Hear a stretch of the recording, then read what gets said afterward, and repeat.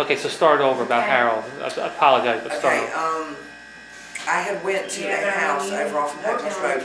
It's the second house, I think, on the right. Yeah. Some girl named Cheryl stayed there. Cheryl, something. Okay. Anyway, and I was with Harold Clark in them. Yeah. When one time before, years and years ago, when I first got there, and I had been to that house. Okay, But it was briefly in and out, okay, right? Well, this time I was there getting high.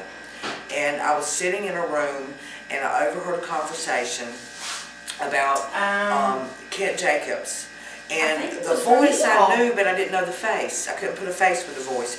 So I asked the lady that was there visiting the girl that owns the house, right? Okay.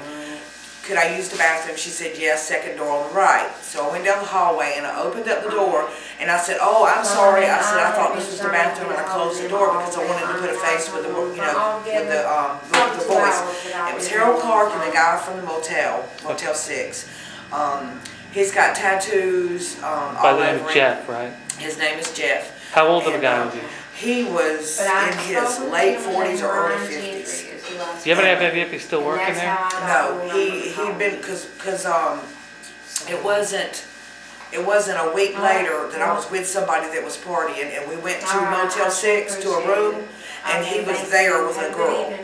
So, and he was just renting a room. Okay. And, you know, that's how I found out that he worked at Motel 6, because he was saying he used to be a security guard there, blah, blah, blah, blah, Okay. right?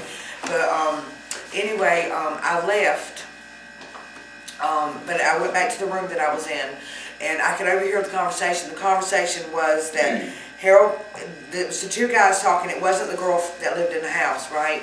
And they were talking back and forth, talking about that they had picked, and they were laughing and carrying on about it, and said that they had picked up Kent in the neighborhood, and that they had told him they could get him some good dope in Robinson County, and they took him down Old 301, and on the way down there they hit him in the back of the head and killed him, and tied cinder blocks to him and dropped him in a lake in Robinson County.